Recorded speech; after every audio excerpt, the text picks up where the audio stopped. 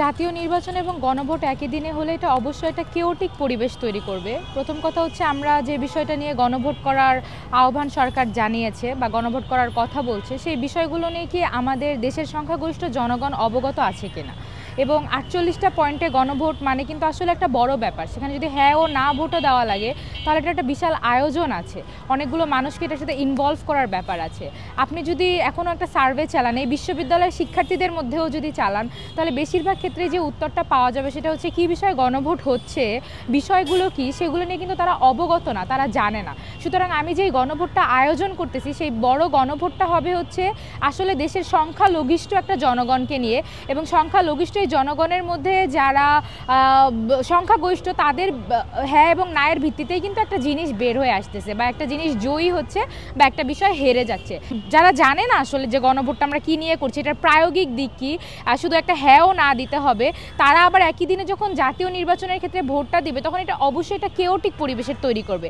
এবং আমরা যদি একটু বর্তমানের প্রেক্ষাপটটা দেখি, যে এই যে নির্বাচন হবে এটাকে কেন্দ্র করেই কিন্তু দেশ জুড়ে অলরেডি নানা ধরনের সহিংসতা আমরা দেখতে পাচ্ছি যে আইন শৃঙ্খলা বাহিনী নানাভাবে দেশের জনগণের নিরাপত্তা নিশ্চিত করতে ব্যর্থ হচ্ছে।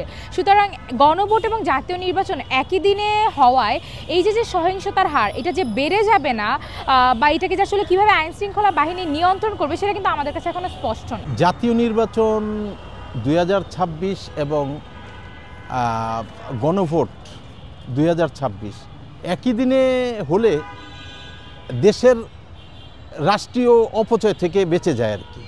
অর্থনৈতিকভাবে আমরা ক্ষতিগ্রস্ত হই না, একই দিনে হলেই ভালো হয়। এটা এক ক্ষেত্রে যেরকম ভালো, আরেক ক্ষেত্রে অনেক দিক থেকে শোনা যায় অনেকে আর কি জাতীয় নির্বাচন এবং গণভোট চাচ্ছেন না। আমরা দেশের রাজনৈতিক বোদ্ধা, রাজনৈতিক বিশ্লেষক, রাজনীতিবিদ অনেকের কাছ থেকে এই জিনিসটা শুনতে পাই যে দুইটা হওয়া ঠিক না, দুইটা না হলেই ভালো আর কি। একটা হলে আরেকটার গুরুত্ব কমে যায়।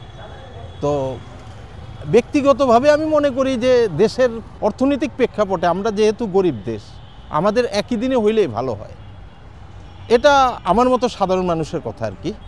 আবার অন্য দিক থেকে চিন্তা ভাবনা করলে এটা 2 দিনে হওয়া উচিত বলে অনেকেই মনে করেন আর কি। একই দিনে জাতীয় নির্বাচন ও গণভোট আসলে দুটো বিষয় আমাদের ভিন্ন বিষয়। একই দিনে দেখা যাচ্ছে আমরা যখন জাতীয় নির্বাচন নিয়ে কাজ করব তখন গণভোটটা একটা বিশাল রকমের প্রভাব পড়বে, তখন জাতীয় নির্বাচনটা বিঘ্ন ঘটবে। এবং সঠিকভাবে আমরা জাতীয় নির্বাচনের যে তথ্যগুলি এবং কিভাবে এই নির্বাচনটা হচ্ছে এই বিষয়গুলো অনেক গুরুত্বপূর্ণ বিষয় ধামাচাপাও পড়ে যেতে পারে, নির্বাচনে একটা ভয়ঙ্কর রকমের প্রভাব পড়তে পারে। যেহেতু আমাদের এখন রাজনৈতিক একটা খুব খারাপ পরিস্থিতি যাচ্ছে, এই পরিস্থিতিতে আওয়ামী লীগ অংশগ্রহণ করতে পারছেন না। যেহেতু আওয়ামী লীগ অংশগ্রহণ করতে পারছেন না, এই একটা বিষয়। আরেকটা হচ্ছে গিয়ে আমরা আসলে ভরসা পাচ্ছি না যে আমাদের নির্বাচনটাতে কি হতে যাচ্ছে। তাই আমি মনে করি যে আলাদা করে সব কিছু হওয়াই ভালো, এবং জাতীয় নির্বাচনের মতোই হবে, গণভোটের মতোই হবে। তখন আমরা বুঝতে পারবো যে আসলে দেশের পরিস্থিতিটা কি হচ্ছে। একদিনে আসলে দুটো বিষয়ে মানুষের মনোযোগ আসলে অন্যভাবে চলে যাবে, এটা আমার পক্ষে মনে হয় ঠিক হচ্ছে না। গণভোট আর জাতীয় নির্বাচনের যে ভোটটা সেটা একদিন হলেই ভালো হয়, জনগণ সেটা সিদ্ধান্ত নিতে পারবে সহজভাবে। এখানে কোনো নির্বাচনের গুরুত্ব কমবে না, দুটাই জনগণের জন্য খুবই গুরুত্বপূর্ণ। দুটো সিদ্ধান্তই জনগণ আলাদা আলাদাভাবে নিতে পারবে। একটি হচ্ছে গণভোটের যে সিদ্ধান্তটা এবং আরেকটি হচ্ছে জাতীয় নির্বাচনের যে সিদ্ধান্তটা, এটা জনগণ আলাদাভাবে নিতে পারবে।